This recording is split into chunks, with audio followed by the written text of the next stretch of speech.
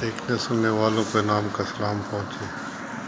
دوستو، آج ہم پاک بھارت پرسپیکٹو میں نیوکلیر ڈیٹررنس کی بات کریں گے۔ کوئی دو دشمن ملک جب ایک جیسی فوجی قوت رکھتے ہوں تو ان میں لڑائی کے امکانات بہت کم ہوتے ہیں اور اکثر اوقات نہیں ہوتے، یہاں تک کہ ایک ملک کا دماغ بالکل ہی خراب ہو جائے۔ تو اگر دونوں ملک نیوکلیائی طاقت ہوں تو یہ جنگ نہ ہونے کے امکانات، اس کو نیوکلیر ڈیٹررنس کہتے ہیں۔ اب پاکستان اور بھارت میں یہ ویلڈ نیوکلیر ڈیٹررنس کیسے ہوگا، کیسے ہو سکتا ہے، اس کے بارے میں میں بات کروں گا۔ کہ پاکستان اور بھارت رقبے کے اعتبار سے 1 اور 6 کی نسبت ہے تقریباً۔ اس کا مطلب ہوا کہ اگر پاکستان پر بھارت ایک نیوکلیر ڈیوائس گراتا ہے تو ہم اگر 6 نیوکلیر ڈیوائس گرائیں تو یہ پیرٹی جا کر بنے گی۔ اس طریقے سے اگر آبادی کا دیکھیں پھر بھی یہی ریشو بنتی ہے۔ اکانومی کے لحاظ سے اگر بھارت ہم پر ایک نیوکلیر ڈیوائس گراتا ہے تو پھر ہم اگر 10 نیوکلیر ڈیوائس گرائیں تو یہ پیرٹی جا کر بنے گی ڈیٹررنس کی۔ تو یہ ذہن نشین رکھنا چاہیے کہ کبھی ایسا نہیں ہوگا کہ بھارت ایک بم گرائے اور ہم ایک بم گرائیں، یہ ڈیٹررنس، یہ کیفیت ڈیٹررنس پیدا نہیں کرے گی۔ اور ایک سب سے اہم بات میں یہ کروں گا کہ کبھی کبھی حالات بالکل جنگ کے دہانے پر ہوتے ہیں اور بھارت کا نشانہ کراچی یہ پہلا نشانہ ہو سکتا ہے۔ آبادی کے لحاظ سے کراچی کی آبادی 2 کروڑ ہے۔ آبادی کے لحاظ سے ہمارا اور بھارت کا 1:6 کا ریشو ہے۔ اس کا مطلب ہے کہ اگر ہم 2 کروڑ کی آبادی کو پیرٹی میں چینج کریں تو یہ 12 کروڑ بنتی ہے۔ اگر ہم کراچی کے شہر کے مقابلے میں 12 کروڑ آبادی کے بھارتی شہر تباہ کریں تو یہ پیرٹی ہوگی۔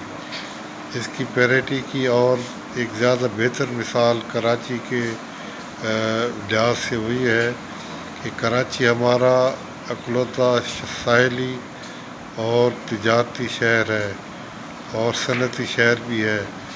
تو کراچی کے حساب سے نیوکلیر ڈیٹررنس کی پیرٹی یہ بنے گی کہ بھارت کے جتنے بھی شہر ساحلی علاقوں پر آباد ہیں وہ اقتصادی اور تجارتی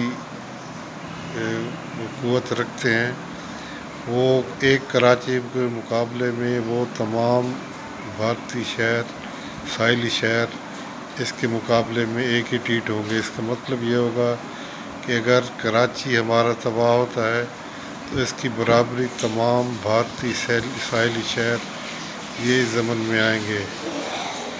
تو ضمناً میں ایک بات اور بتا دوں کہ کسی بھی جنگ کی صورت میں جو مشرقی پنجاب ہے ہمارا، جو انڈین پنجاب ہے یا جو خالصتان ہے، پاکستان اس پر کبھی بھی حملہ نہیں کرے گا۔ صرف اس کے جغرافیے کو، اس کی زمین کو ٹرانزٹ کے لیے، پاکستانی افواج کی نقل و حمل کے لیے صرف پنجاب سے گزرنا ہوگا۔ نہ سکھ بھائیوں کی کوئی معاشی نقصان کیا جائے گا، نہ ہی ان کا اقتصادی اور عمارتی نقصان ہوگا۔ ہاں، سکھ بھائیوں کو یہ ذہن میں رکھنا چاہیے کہ کوئی بھی ہندو سول یا فوجی پاکستانی فوج پر حملہ کر کے سکھوں کے کھاتے میں نہ ڈال دے، جیسے کہ یہ ہندو کرتے آئے ہیں، جیسے اجیت دوبال اس کی اسٹریٹجی رہی ہے۔ یہ چیز ان کو نظر میں رکھنی ہوگی کہ ہندو اس طریقے کا استعمال کر کے پاکستان اور سکھوں کو لڑانے کی کوشش کریں گے. جنگ میں ہمارا غالب امکان یہی ہے کہ اسٹریٹجی تو میں نہیں بناتا، لیکن پاکستان کی اسٹریٹجی یہی ہوگی کہ سکھ بھائیوں کی جنگ میں کوئی جانی مالی املاک کو نقصان نہیں پہنچے گا، صرف یہ ٹرانزٹ کے لیے استعمال ہوگی. اور جو متشدد ہندو ہیں جنہوں نے مسلمانوں پر ظلم کیا، بھارتی مسلمانوں پر، ان کے اکثریتی علاقے پہلی اسٹرائک کی زد میں ہوں گے.